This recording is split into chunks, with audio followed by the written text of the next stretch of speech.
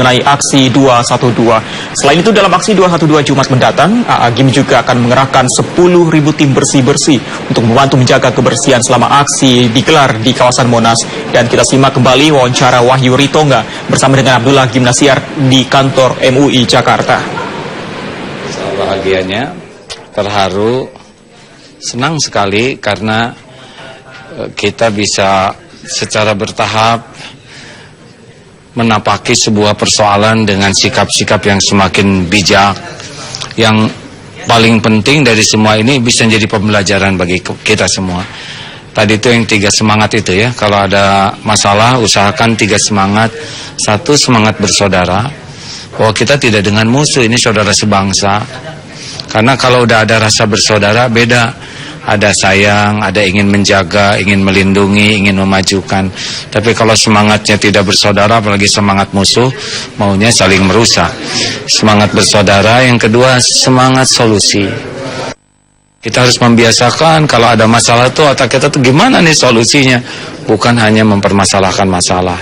Yang ketiga, semangat sukses bersama.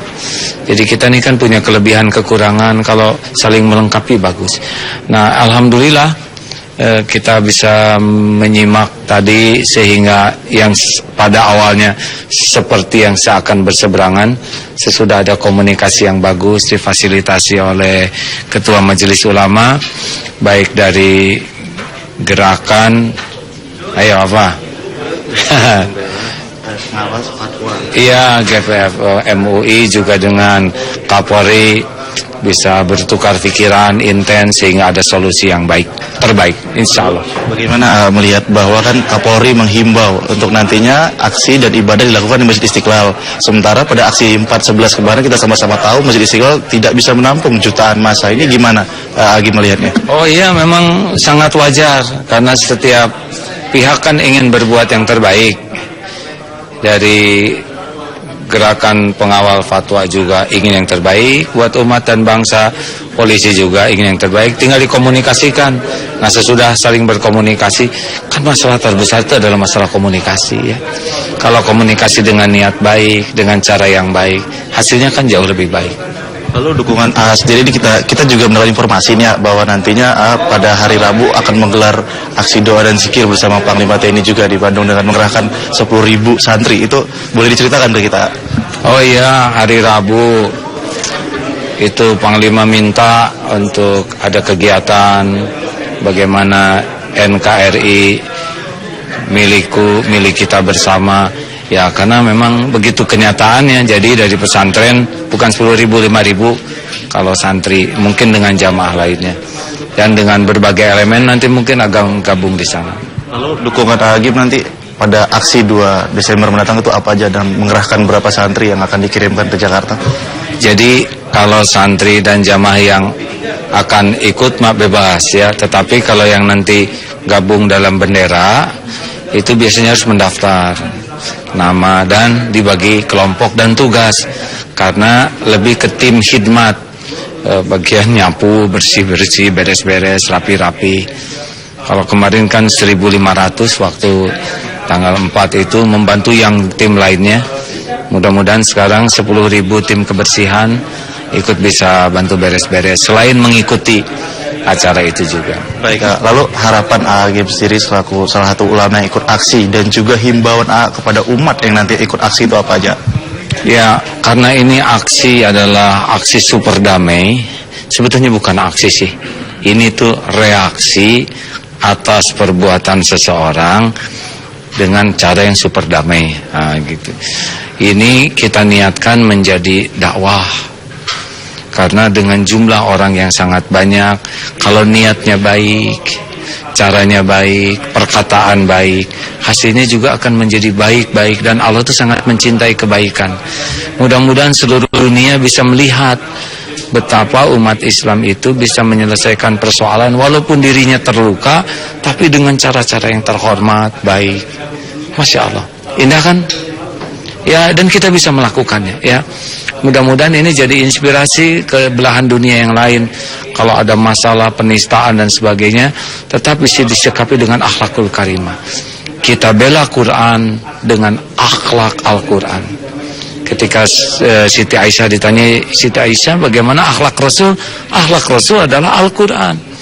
Jadi kalau mau menjadi pembela Quran memang kita harus belajar. Ya, pemirsa ini kita simak. Calon Wakil Gubernur DKI Jakarta, maksud kami calon Gubernur DKI nomor urut 1 Agus Harimurti Yudhoyono pada Sabtu pagi membuka acara Jalan Sehat. Di sela-sela kegiatan hari ini, Agus menyampaikan kekecewaannya atas sikap pemerintah DKI yang menskor sejumlah pegawai lepas dinas kebersihan. Skorsing ini menyusul munculnya foto bersama antara pasukan Oranye dengan spanduk paslon gubernur dan wakil gubernur DKI Jakarta, Agus Silvi. Sebanyak 63 orang pasukan Oranye diskors oleh pemerintah DKI Jakarta hingga masa kontrak mereka habis.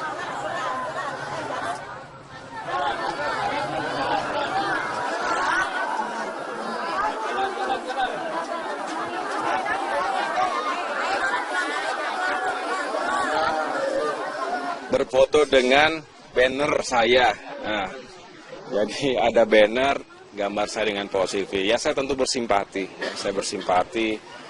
Apa harus seperti itu? Ya, mereka juga tidak ada niat-niat buruk, saya yakin. Kemudian saya dengar di skors, tentu ya saya prihatin. Ya, saya dan Pak Silvi prihatin dengan kejadian seperti itu. Saya tentu inginnya hanya bisalah melihat masyarakat itu bahagia, kemudian juga menikmati proses demokrasi ini dengan baik juga, begitu. Apa ia perlu sampai di skor seperti itu? Ya, mereka tidak punya niat jahat, mereka juga mungkin polos, kasihan. Tiba-tiba gara-gara foto dengan banner yang ada gambar saya dan Bu Silvi, pulang-pulang ke rumah menceritakan kabar buruk kepada keluarganya. Saya pikir itu apa ya? Saya sih cukup prihatin lah, sangat prihatin dengan kejadian itu. Ke depan mungkin Mas Agus timnya akan lebih hati-hati lagi agar tidak terjadi seperti ini lagi atau seperti Enggak ada urusan dengan tim, itu bukan tim kita, tetapi masyarakat kan siapapun masyarakat kita. Apa salah gitu ketika foto gitu dengan siapapun dimanapun? Kok menurut saya itu berlebihan ya kalau sampai harus diskors begitu. Dan itu bisa foto dengan siapa saja. Ya, tidak ada himbauan, apa salahnya? Kalau menurut saya sih nggak ada salahnya, foto saja begitu. Itu tidak melanggar artinya menurut saya ya berlebihan lah kalau sampai harus diskors gitu. Kalau diingatkan mungkin karena apa, tetapi apa yang dilanggar saya juga nggak tahu begitu. Apa yang dilanggar dari itu? Ya, dan kembali di kabar siang, pemirsa, larangan untuk berdemo ke Jakarta pada 2 Desember mendatang berlaku di sejumlah daerah. Gubernur Samarinda melarang warganya untuk pergi ke Jakarta mengikuti aksi. Sementara di Sukoharjo, Jawa Tengah, Kapolda mengimbau agar warga tidak pergi ke ibu kota. Meningkatkan kewaspadaan. Tanggal 25. Gubernur Kalimantan Timur Awang Faruk Ishak meminta agar warganya tidak mengikuti aksi unjuk rasa damai 2 Desember di Jakarta. Pemerintah Provinsi Kaltim mempersilahkan warga berdemo di daerah tanpa harus ke ibu kota agar bisa menyampaikan aspirasi dengan baik tanpa mengganggu ketertiban umum. Aspirasi, demo, sampaikan dengan baik. Sementara di Sukoharjo, Jawa Tengah, terdapat spanduk imbauan agar warga tetap berada di daerah dan tidak ikut demo ke Jakarta. Untuk mengantisipasi kepergian warga, petugas pun memasang spanduk berisi, "Kami percaya penyidikan Ahok oleh polisi." Ada 35 spanduk yang akan dipasang di sejumlah tempat strategis untuk menahan warga agar tidak ke ibu kota. Di Bogor, Jawa Barat, sejumlah perusahaan otobus diminta tidak mengangkut para demonstran yang akan pergi ke Jakarta. Pemilik perusahaan mengaku resah karena didatangi orang yang mengaku sebagai petugas kepolisian berpakaian preman. Meski begitu, pemilik bus memang tidak akan menyewakan kepada pengunjuk rasa karena khawatir jika terjadi kerusuhan. Tim TV One mengabarkan. Sementara itu, warga Nusa Tenggara Timur mendatangi rumah Lembang di Menteng, Jakarta Pusat hari ini. Cagup Ahok dan Cawagup Jarot menyambut kedatangan mereka.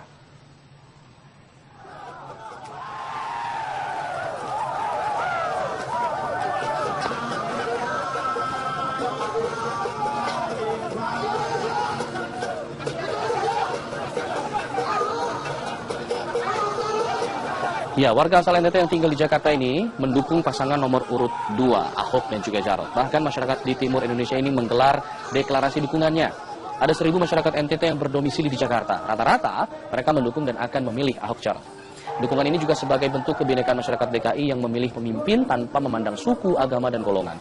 Sementara Ahok tidak mau mengumbar janji, ia akan membenahi Jakarta ke depannya.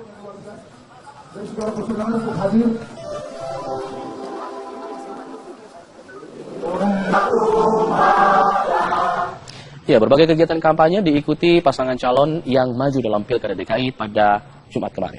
Jarod Saiful Hidayat mendapat penolakan dari warga Petamburan, Jakarta Pusat. Sementara Sandiaga Uno menyoroti nasib guru honorer.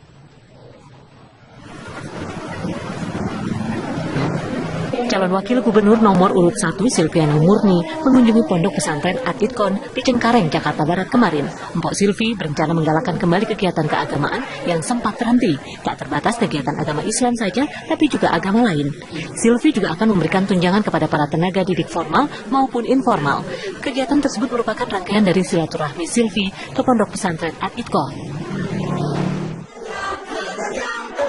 Sementara di rumah Lembang, calon gubernur petahana Basuki Cahayapurnama atau Ahok menemui sejumlah pendukungnya. Ahok berjanji akan mengganti lampu yang ada di ibu kota Jakarta untuk penerangan lebih baik. Sementara pasangannya Jarod Saiful Hidayat menggelar belusukan ke Petamburan, Jakarta Pusat. Sekelompok orang berusaha menghadang Jarod. Ketegangan pun tak terhindarkan.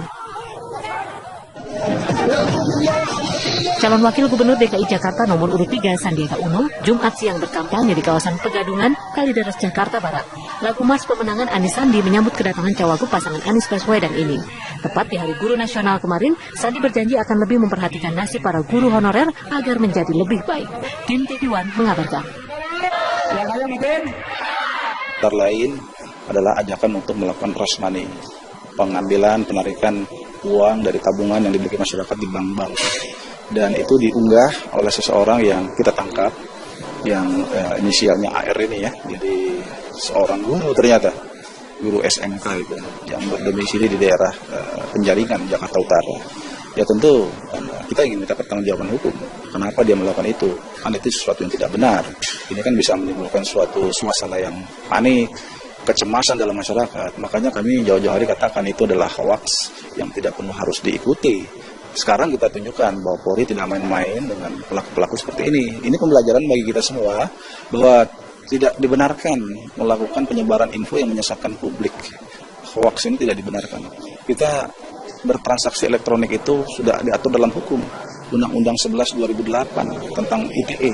Oleh karena itu, kepada masyarakat, ya kita mohon bijak dan arif menggunakan transaksi elektronik itu, jangan untuk tujuan-tujuan yang tidak baik. Itu aja pesan saya. Dari motif ataupun alasan pelaku sendiri melakukan atau mengunggah ajakan tersebut, itu apa sih Pak? Mungkin bisa dijelaskan setelah dilakukan pemeriksaan, mungkin pada saat kemarin pengungkapan. Ya, penyidik kita masih menyelidiki aktor intelektual ini ya.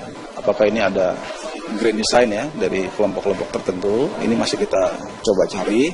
Tapi sementara dia bilang hanya iseng ya, ikut-ikutan lah gitu. Tapi ini walaupun ikut-ikutan iseng sesuatu yang tidak dibenarkan. Dia harus menyadari resiko dari tindakan-tindakan ya yang tidak bertanggung jawab seperti ini ya. Jadi kita tidak berhenti di sini, kita sedang menyelidiki aktor intelektual dari kegiatan-kegiatan ini. Dampak dari Rasman itu sebenarnya seperti apa sih? Mungkin bisa dijelaskan kepada masyarakat yang sudah tahu bahwa penyebaran ini, isu ini kan berawal dari iseng, tapi ternyata menimbulkan dampak yang cukup signifikan. Dampaknya seperti apa? Ya, Rasmani itu bisa berakibat kalau akhirnya masyarakat percaya dengan ucapan-ucapan dia, kemudian masyarakat melakukan penarikan uang secara masif di bank-bank yang ada. Tentu kan ini bisa menimbulkan gejolak, ya. Bisa membuat suatu kondisi perekonomian tergoncang. Ini bukan sesuatu yang diharapkan. Jadi ini tidak bagus, tidak baik, tidak benar gitu. Kondisi perekonomian kita baik, bagus, pertumbuhan bagus. Kemudian orang tiba-tiba menghasut publik untuk tidak percaya kepada lembaga perbankan, itu tidak dibenarkan. Itu adalah sesuatu yang tidak bagus ya untuk dalam rangka menyesatkan publik. Nah baik Pak, terkait dengan penangkapan tersebut kan yang sudah diungkap ini 1 orang. Dan tapi sebelumnya kalau kita tahu bahwa Pak Boy sebelumnya sempat melakukan rilis juga, dan terkait ada beberapa orang yang mungkin terkait dengan penyebaran isu tersebut. Nah apakah memang pelaku ini tunggal, apakah nanti akan lagi pelaku-pelaku lainnya seperti yang sempat disebutkan sebelumnya? Ya kita ingin melihat ingin membuktikan lah apakah ini sistematis atau tidak. Apakah ini tunggal atau ini adalah kelompok. Ini masih dalam pendalaman. Yang jelas di lainnya juga kita sama-sama juga melakukan pendalaman, penyidikan. Antara lain kan contohnya lah adanya hoaks seolah-olah Bapak Kapolri memerintahkan Kabar Reskrim untuk melakukan penangkapan kepada Pak Amin Rais, kan itu sesuatu ingin menimbulkan keresahan dalam publik. Itu salah satu juga kita berhasil temukan juga orangnya itu, sudah dalam penyidikan juga. Pasal yang disangkakan mungkin seperti apa Pak, dan ancamannya? Ini kategorinya menyebarkan informasi bohong, menghasut, menebar kebencian. Jadi kebohongan, kebencian yang provokatif ya. Itu bisa juga dalam hal ini penyidik mengarahkan ke pasal 28 ayat 2 Undang-Undang Nomor 11 Tahun 2008 tentang informasi transaksi elektronik. Ancaman hukumannya berapa? 6 tahun penjara. Nah ini kan tadi ada yang menarik nih, kalau kita berbicara tentang ancaman hukuman ini berarti di atas 5 tahun kan Pak. Nah ini kan ternyata pelaku sendiri saat ini tidak ditahan, mereka harus wajib lapor. Apa alasannya atau indikator dari pelaku tersebut tidak ditahan? Kalau kita melihat kan harusnya kalau misalnya di atas 5 itu biasanya ditahan. Nah ini bagaimana Pak? Iya, setelah selesai dalam pemeriksaan, kemudian penyidik minta pernyataan kepada dia dan melihat yang bersangkutan profesinya adalah guru, ya, kemudian masih punya anak yang masih kecil-kecil, itu diputuskan oleh penyidik untuk tidak dilakukan penahanan dan wajib lapor saja. Karena kita tahu bahwa semua tersangka itu tidak wajib untuk ditahan, artinya bisa ditahan dan bisa tidak ditahan. Baik, mungkin terakhir Pak Boy, ada himbauan kepada masyarakat kan terkait dengan penggunaan media sosial dan sebagainya agar tidak menimbulkan dampak-dampak seperti yang sekarang sempat beredar seperti ini? Ya, kepada seluruh masyarakat Indonesia, marilah kita sama-sama secara baik terkait dengan masalah konten informasi di media sosial, terutama kepada para netizen. Mari kita patuhi dengan menghormati hukum-hukum yang ada. Kita luruskan niat kita dalam bertransaksi elektronik itu adalah untuk tujuan yang baik. Janganlah untuk menebar kebencian, menghujat orang, kemudian menghina, kemudian dengan tujuan-tujuan melakukan penipuan, apalagi ya tujuan-tujuan ingin memecah persatuan dan kesatuan bangsa kita. Sangat mahal resikonya. Oleh karena itu, mari kita manfaatkan saja, misalkan untuk menumbuhkan suatu semangat saling asa dan asuh, memberikan penyebarluasan ilmu yang bermanfaat untuk masyarakat lainnya, ilmu-ilmu agama yang bermanfaat, ilmu-ilmu masalah kaitan kebangsaan yang harus kita sosialisasikan di medsos. Jadi untuk tujuan yang positif, himbauan kita adalah itu. Baik, terima kasih Pak Boy atas informasi dan waktunya.